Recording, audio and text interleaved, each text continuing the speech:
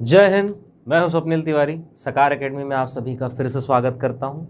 दोस्तों, जैसा कि हम सभी जानते हैं कि आने वाले समय में सीजीपीएससी प्रीलिम्स के साथ साथ व्यापम के द्वारा बहुत सी भर्ती परीक्षाएं आयोजित होने वाली है। जैसे कि आपका संपरीक्षक भर्ती परीक्षा, वन विकास निगम के लिए भर्ती परीक्षा, फूड इंस्पेक्टर भर्ती परीक्षा, पटवारी भर्ती परीक्षा, संयुक्त भर्ती परीक्षा और भी अन्य भर्ती परीक्षाएं व्यापम के द्वारा ली जाने वाली है। और जब भी किसी आयोग के द्वारा या मंडल के द्वारा लगातार भर्ती परीक्षाएं आयोजित की जाती है तो प्रश्नों के पैटर्न रिपीट होते हैं। ठीक। और जैसा कि हम सभी अभी तक समझ चुके हैं कि व्यापम के द्वारा ली जाने वाली परीक्षाओं में सबसे महत्वपूर्ण होता है हमारा नॉन जीएस पोर्शन, और उसमें भी गणित और रीजनिंग। तो मैं आपके लिए गणित और रीजनिंग की एक विशेष वीडियो की श्रृंखला लेके आ रहा हूं, जिसमें व्यापम के द्वारा पुराने परीक्षाओं के सारे प्रश्नों के हल मैं आपको बताऊंगा। मैं उन प्रश्नों के हल भी आपको बताऊंगा जो 2 सेकंड में सॉल्व किए जा सकते हैं, ओरली सॉल्व किए जा सकते हैं, या ऑप्शन काट के आसानी से सॉल्व किए जा सकते हैं। मैं उन प्रश्नों के भी आपको हल बताऊंगा जो लेंदी होंगे, लंबे होंगे, जो लंबे तरीके से बनाना हमारी मजबूरी होगी। तो हम दोनों में फ़र्क भी समझेंगे, अंतर भी समझेंगे, और मेरा पूरा प्रयास यही रहेगा कि ये वीडियो की जो सीरीज़ है ये आपके लिए काफ़ी हेल्पफुल सिद्ध हो। इसके साथ मैं आपको यह भी बताना चाहूँगा कि यह जो वीडियो की सीरीज़ है इसमें तो हम किसी परीक्षा में आए हुए प्रश्न यानी किसी एक फिक्स पैटर्न के प्रश्न को ही बनाना सीखेंगे। लेकिन आप गणित और रीजनिंग की संपूर्ण तैयारी करना चाहते हैं, जीरो से लेके एडवांस मैथ्स तक की आप यदि कंप्लीट तैयारी करना चाहते हैं, तो मेरे द्वारा ऑनलाइन कोर्स डिज़ाइन किया गया है जिसमें मैंने ही पूरा गणित और रीजनिंग विषय को पढ़ाया है। आप उस ऑनलाइन कोर्स को सकार एकेडमी के एंड्रॉयड एप्लीकेशन के थ्रू ज्वाइन कर सकते हैं, जिसमें आपको लगभग गणित और रीजनिंग के 150 से अधिक वीडियो लेक्चर्स उपलब्ध होंगे, जिसे देखने का कोई लिमिटेशन नहीं है। 6 महीने की इसकी वैलिडिटी के साथ आप वीडियो लेक्चर्स को कभी भी, किसी भी समय, कितने भी बार देख सकते हैं। गणित है, रीजनिंग है, डाउट आना स्वाभाविक है। डाउट आने पर लाइव डाउट सेशन का आयोजन किया जाता है, जिस लाइव क्लास में आपके द्वारा पूछे गए डाउट प्रश्न को आपको समझाया जाएगा। इसके साथ ही टॉपिक वाइज ऑनलाइन टेस्ट भी इसमें संलग्न है, ताकि आप अपनी गणित की तैयारी का, रीजनिंग की तैयारी का परीक्षण भी कर सके। और इस पूरे कोर्स की फीस रहेगी मात्र 999 रुपये। आप सकार एकेडमी के ऑनलाइन प्लेटफॉर्म में सीजीपीएससी प्रीलिम्स का भी पूरा कोर्स ज्वाइन कर सकते हैं, व्यापम का भी पूरा कोर्स ज्वाइन कर सकते हैं, और सब इंस्पेक्टर के लिए भी कंप्लीट कोर्स ऑनलाइन माध्यम में उपलब्ध है। साथ ही यदि आप इस चैनल में नए हैं, पहली बार वीडियो देख रहे हैं, तो हमारे चैनल को जरूर सब्सक्राइब करें, लाइक करें, और प्रीवियस क्वेश्चंस के अच्छे हल को जानने के लिए वीडियो को अंत तक जरूर देखें। मंडी निरीक्षक भर्ती परीक्षा 2021 28 नवंबर 2021 को मंडी निरीक्षक भर्ती परीक्षा आयोजित हुई थी, जिसमें गणित एवं रीजनिंग के प्रश्न आए थे। गणित के करीब 30 प्रश्न और रीजनिंग के 15 प्रश्न थे। तो चलिए बिना किसी देरी के इसे शुरू करते हैं। गणित से शुरुआत करते हैं। इन परीक्षा में आए हुए जितने भी प्रश्न हैं उसका जो आसान से आसान हल हो सकता है वो हम देखेंगे। चलिए, पहला प्रश्न मैं आपके लिए पढ़ता हूँ। बहुत ही रोचक प्रश्न है। दिया है कि युगपत समीकरण 2x + 5y = 17 और 5x + 3y = 14 के कितने हल है? अद्वितीय हल है, 2 हल है, अनंत हल है, या इनमें से कोई नहीं? कोई नहीं मतलब। तो समीकरण आपको दिया है 2x प्लस, क्या समीकरण है? 2x + 5y = 17 और 5x + 3y = 14। 5x + 3y = 14 के कितने हल हो सकते हैं? देखिए, ये बीजगणित का बहुत ही आसान रूल है, इसमें कोई ट्रिक नहीं है। यदि ये रूल आपको पता है तो ये ओरली बनेगा। अब वो रूल ये होता है, ये इस फॉर्म में लिखाया है, a1 b1 c1, a2 b2 और c2। यदि ऐसा है और a1/a2 ≠ b1/b2 यदि है ऐसा, तो इसके अद्वितीय हल होंगे। सिंपल सी बात है, पहला रूल यही है। तो भाई a1 क्या है आपका? 2, a2 क्या है आपका? 5, b1 क्या है आपका? 5, अब b2 क्या है? 3। क्या 2/5 = 5/3 है? नहीं है, इसीलिए समीकरणों के अद्वितीय हल होंगे। बात समझ में आ रही? ये बेसिक रूल है। अब इसको यदि आप पूरा सॉल्व करके निकालेंगे, एक्स और वाई की वैल्यू निकालेंगे और तब समझेंगे कि हाँ इसका एक अद्वितीय हल है, इसका कोई दूसरा हल नहीं हो सकता, तो ये क्या है, टाइम टेकिंग है। ये बेसिक छोटा सा रूल यदि आपको पता है, जो हमने हमारे कोर्स के अंतर्गत अलजेब्रा के चैप्टर में पूरा अलजेब्रा हमने डिटेल में बताया है, उसमें ये मैंने बताया है, पहली ही क्लास में मैंने बताया है, तो बहुत बेसिक रूल है ये। उसी प्रकार a1/a2 इक्वल टू b1/b2 हो जाए but not equal to c1/c2 है तो इसका कोई हल नहीं होता। वैसे ही a1/a2 equal to b1/b2 equal to c1/c2 हो जाए तो उसके अनंत हल होते हैं। ये बेसिक रूल है, यदि आपको ये पता है तो ओरली बनेगा। चलिए इसी प्रकार और हम प्रश्न लेते हैं। अगला प्रश्न है हमारा टाइम एंड डिस्टेंस से रिलेटेड है। 100 मीटर दौड़ को दो व्यक्ति ए तथा बी क्रमशः 11.25 सेकेंड तथा 12.5 सेकेंड में पूर्ण करते हैं। यदि वह दोनों साथ में दौड़ प्रारंभ करते हैं तो बी लक्ष्य से कितना पीछे था जब 100 मीटर की दौड़ को ए पूर्ण कर लेता है। देखिए बहुत ही आसान तरीके से बनाना है, बी के लिए आपको लेना है, ए तो रेस खत्म कर ले रहा है। ठीक, बी के बारे में क्या दिया है कि बी जो है 100 मीटर की दौड़ को कितने समय में पूरा करता है, बी 100 मीटर की दौड़ को 12.5 सेकेंड में कवर करता है। अतः बी की चाल क्या होगी, 100/12.5, 100 मीटर बटे 12.5 सेकेंड, मीटर पर सेकेंड। इसे आप सॉल्व करोगे तो ये आ जाएगा, ऊपर वाला हो जाएगा आपके 1000, नीचे वाला 125। आप इसे काटोगे तो ये 5 से 5 4 8 मीटर पर सेकेंड आएगा आपका बी की चाल। काटोगे तो 8 आएगा, 25 से 5 बार, 25 से 40 बार, 5 8 40। ठीक है, अब बी की चाल हमारे पास आ गई। ए जो है रेस खत्म कर रहा है और ए रेस कितने समय में खत्म करता है, 11.25 मीटर में रेस खत्म करता है। यानी जो बी होगा वो 11.25 ही चल पाएगा, उससे ज़्यादा चल पाएगा क्या। ए रेस खत्म कर रहा है और 11.25 मीटर सेकेंड 11.25 सेकेंड में ए रेस खत्म कर लिया। 100 मीटर की ही रेस है। अब 11.25 सेकेंड जैसे ही होगा बी के लिए रेस खत्म, बी जहां खड़ा है वहीं रुक जाएगा और वही निकालना है कि ए से वो कितना पीछे होगा।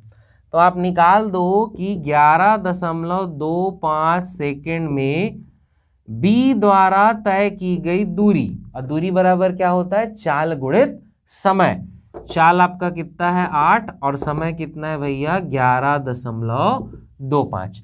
सॉल्व कर दो, 8 पंचे 40, 0 हासिल गई 4, 8 दूनी 16, 4 20 की 0 हासिल गई 1, 8 हासिल गई 2, 8 एकम 8 2 10 की 0, 8 एकम 8 और 1 9, 2 डिजिट के बाद पॉइंट लगा दोगे यानी 90, अर्थात कितना आ गया 90 मीटर चलेगा बी। अब पूरी रेस कितनी थी 100 मीटर की, बी कितना चला 90 मीटर, तो कितना पीछे हुआ 100 माइनस 90 यानी कि 10 मीटर।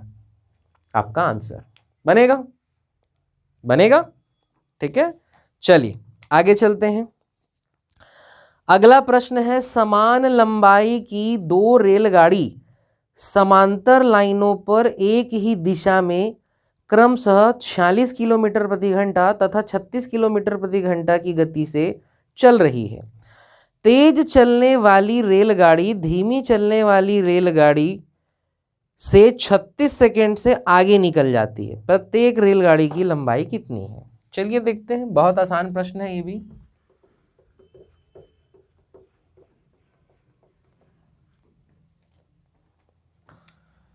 छत्तीस और 46, देखिए ट्रेन के केस में कोई भी ट्रेन को क्रॉस करने या मिलने में लगा समय बराबर होता है दोनों ट्रेन की लंबाई बटे सापेक्ष चाल या रिलेटिव स्पीड।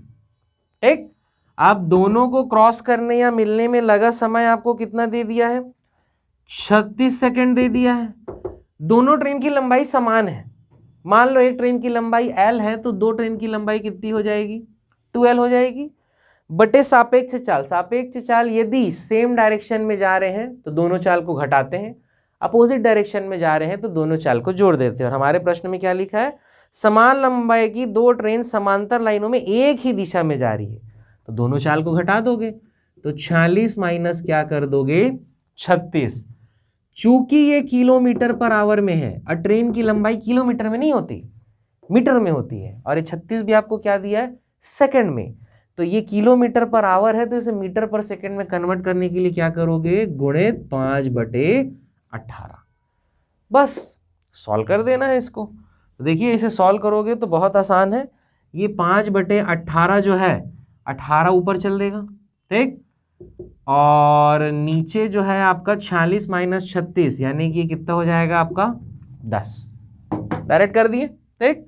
अब बहुत आसान है, आपका चल दिया ये 2 से कितने बार, 5 बार, 18 से कितने बार चल देगा, 2 बार, और 25 दूनी कितना, 50 बराबर। तो प्रत्येक ट्रेन की लंबाई कितनी है, 50 मीटर। बनेगा, बनेगा जी इस प्रकार का प्रश्न।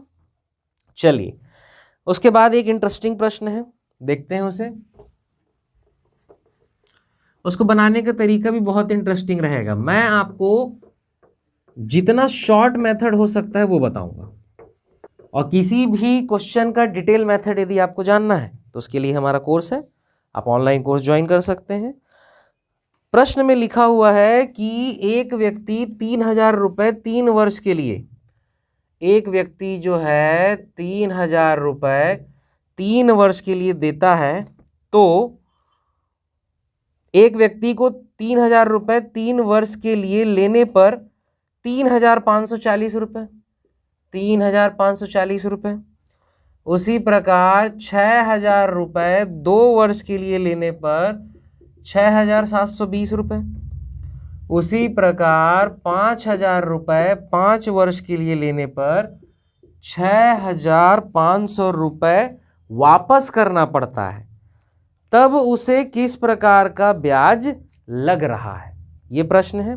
चलिए बहुत आसानी से इसे हमको बनाना है। सबसे पहले तो ये मिश्र धन है, ये जो चल रहा है मिश्र धन है, इससे हमको ब्याज निकालना है। तो मिश्र धन माइनस मूलधन करोगे, ठीक है, उस टर्म में लेके आओगे। तो 3,000 रुपये हो गया मूलधन, 3 साल के लिए ब्याज यानी इससे इसको घटा दोगे तो कितना आ गया भैया, 540। केवल लिख रहे हैं, ठीक है, सॉल्व कुछ नहीं कर रहे हैं। वैसे ही 6,000 रुपये 2 साल के लिए ब्याज कितना आ गया भैया, 720। वैसे ही आपका 5,000 रुपये 5 साल के लिए ब्याज कितना आ गया, 1,500 रुपये। क्लियर है, ठीक। अब यही आपका जो 3 साल है, ठीक है, 3 साल के लिए ब्याज 3,000 रुपये का 540 रुपये है, तो यही 3,000 का 1 साल के लिए आप निकालोगे, ठीक है, यही 3,000 का 1 साल के लिए। तो क्या करोगे, इसको बटे 3 कर दोगे तो ये कितना आ जाएगा, 180। वो जो लंबा चौड़ा चूंकि जबकि लिखते हैं उसको हम शॉर्ट में लिख दे रहे हैं क्योंकि बार बार वही काम करना है। जबकि 3,000 रुपये का 3 साल का ब्याज 540 है, इसीलिए 3,000 रुपये का 1 साल का ब्याज बटे 3 कर दोगे, 180 आ जाएगा। जबकि 6,000 रुपये का 2 साल का ब्याज 720 है, तो 1 साल का कितना हो जाएगा, 360 हो जाएगा। जबकि 5,000 रुपये का 5 साल का ब्याज 1,500 है, तो 1 साल का इसके डिवाइड बाई 5 कर दोगे तो कितना आ जाएगा आपका 300। अब ये इतने रुपए का 1-1 साल का ब्याज आ गया तीनों कंडीशन का।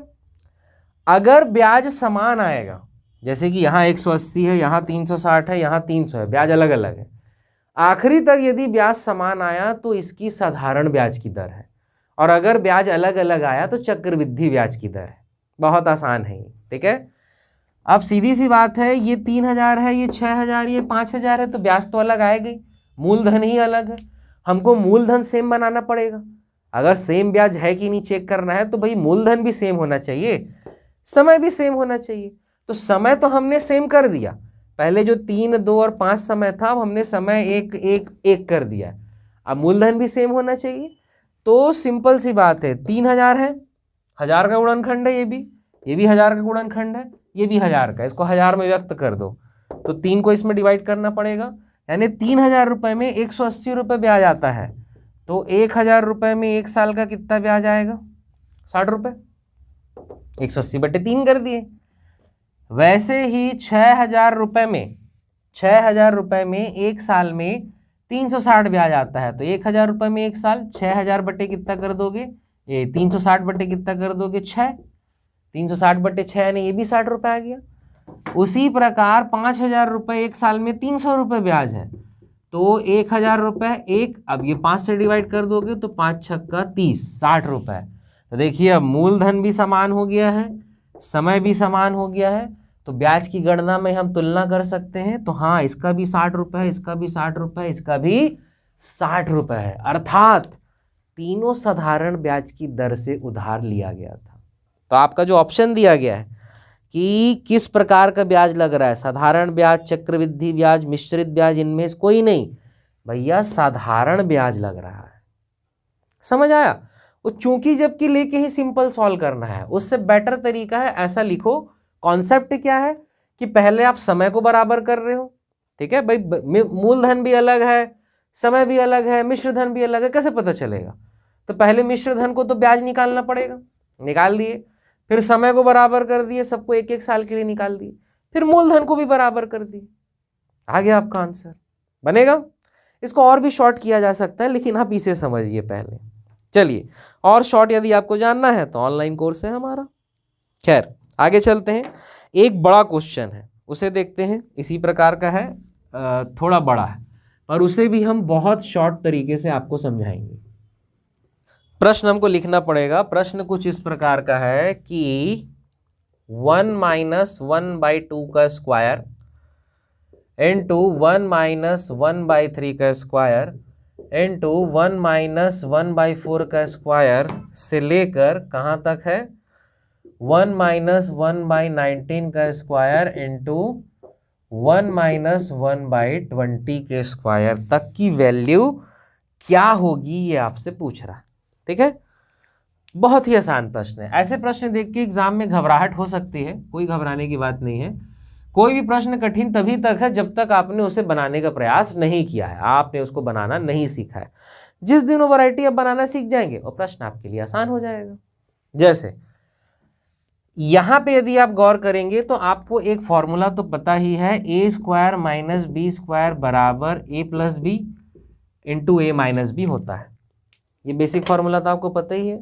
तो देखिए हर जगह है वो, a² 1 का square -1/2 square, a² - b², a² 1 का स्क्वायर -1/3 का स्क्वायर, a² 1 का स्क्वायर से लेके पूरा इसी तरीके से है, हर जगह है। आखिरी a² 1 का स्क्वायर -1/20 स्क्वायर, a² - b²। अब इसे हम फैलाएंगे तो ये 1 + 1/2 इंटू 1 - 1/2 ऐसा दिखेगा ये।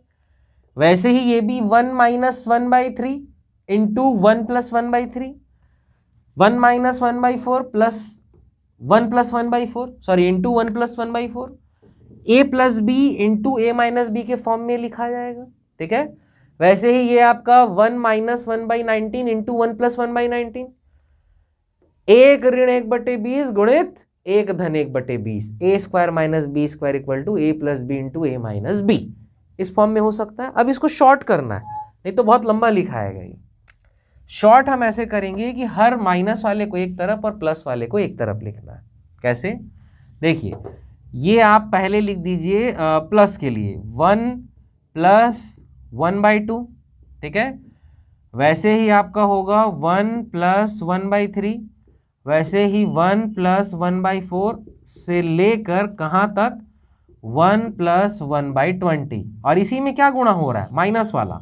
अब इसी का माइनस वाला रहेगा 1 - 1/2 इंटू 1 - 1/3 से लेके कहाँ तक जाएगा ये 1 - 1/20 तक। क्लियर? a² - b² यानी 1 - 1/2 इंटू 1 + 1/2, 1 + 1/2 इंटू 1 - 1/2, यही है ना, गुणे ही तो हो रहा है ना सब, बीच में सबके गुणे का ही साइन है, तो इस तरीके से हम लिख सकते हैं। क्लियर है? प्लस प्लस को एक तरफ लिख दिया, माइनस माइनस को एक तरफ लिख दिया। अब इसको भी सॉल्व किया जा सकता है, लेकिन सॉल्व करने का जरूरत नहीं है। आप केवल क्या कीजिए, प्लस प्लस वाले का ये आखिरी टर्म का वैल्यू 20 एकम 20 और एक कितना 21/2 गुणित ये माइनस वाले के पहले टर्म का वैल्यू 2 एकम 2 - 1, 1 में से 1/2 गया यानी कितना 1/2, सॉरी ये 21/20 होगा। 20 एकम 20 और 21/20 गुणित 1/2, इतना ही लेना है, बराबर आ जाएगा 21/40। यही आपका आंसर है, इसको सॉल्व करने की जरूरत नहीं है, यही आपका आंसर है। ठीक है, अब 21/40 तो ऑप्शन में है नहीं, पॉइंट में दिया है, तो चलो पॉइंट में कन्वर्ट कर देते हैं। पॉइंट में आप कन्वर्ट करोगे, ये पॉइंट लगेगा 4 से जाएगा आपका कितने बार, कम से कम 4 पंचे 20 बार जाएगा। अगर नीचे वाले को 4 मान लिए, बचा 1, 4 दूनी 8, फिर से 4 पंचे 20, तो ये आ जाएगा आपका, देखो 525 कौन से ऑप्शन में है, केवल ऑप्शन नंबर सी है, 0.525, यही आपका आंसर होगा। काहे 40 से भाग दोगे, 40 पंचे 200, 40 दूनी 80, 4 से भाग दे दो, ज़्यादा आसान है। समझ आया?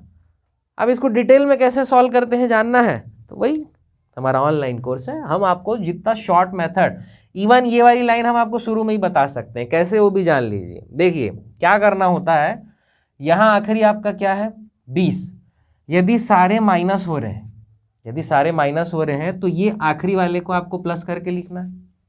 ठीक है, तो ये हो जाएगा 1 धन 1/20, ठीक, और शुरू वाले को आपको एज इट इज माइनस लिखना है, 1 माइनस 1/2, तो 1/2 गुणित इधर क्या आ जाएगा 21/20, यही आएगी वैल्यू, वही आपका आंसर है। तो ये क्वेश्चन को क्या एक प्रकार से रटना हो जाता है, तो आप रटिए नहीं, आधा तो कम से कम सॉल्व कीजिए।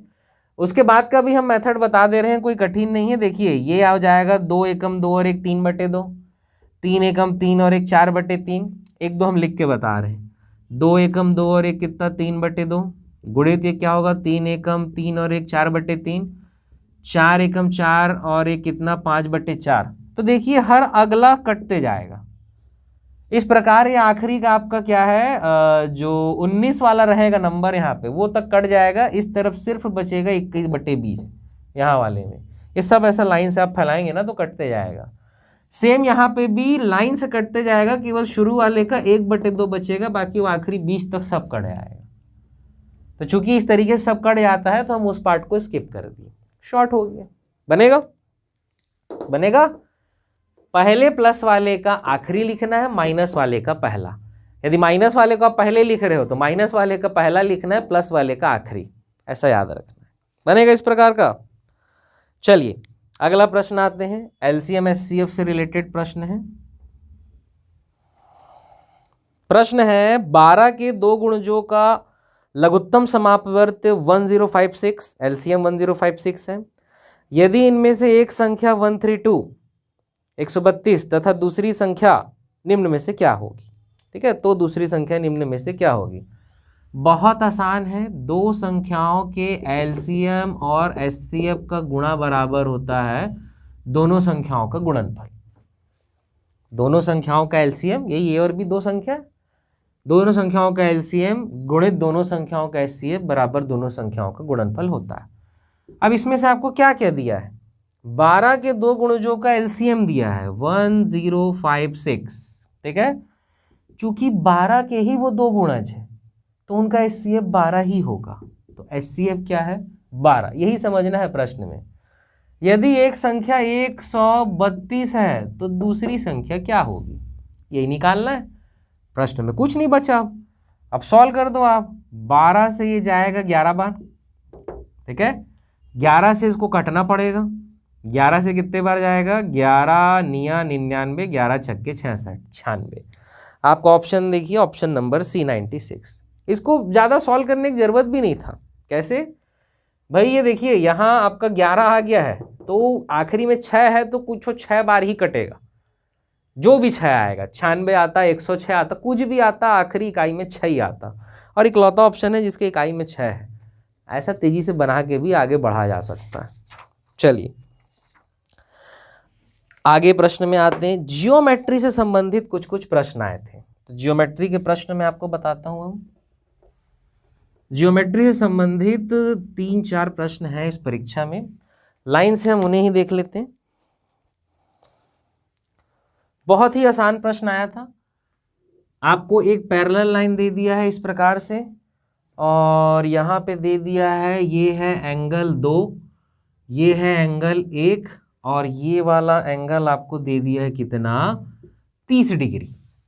ठीक है, और आपसे प्रश्न में पूछ रहा है ये दोनों L और M समानांतर है, बता दिया, और आपसे पूछ रहा है 1 + 2 क्या होगा, एंगल 1 + एंगल 2 बराबर क्या होगा। ठीक है, बहुत आसान है। देखिए ये 30 है तो ये भी 30 होगा, 2 बराबर भी 30 होगा। दो रेखाओं को अगर एक प्रतिच्छेदी रेखा काट रही है तो ये दोनों कोण आपस में बराबर होते हैं, संगत कोण कहलाते हैं। ठीक है, और उसी प्रकार ये एक ऋजु कोण है, लीनियर एंगल है, 180 डिग्री का ही होगा इन दोनों का योग, तो ये 30 है तो ये कितना होगा, 150। तो एंगल 1 + एंगल 2 बराबर आपका आंसर कितना आएगा, 180 बनेगा। Option number D. बहुत आसान प्रश्न है ये, देखिए।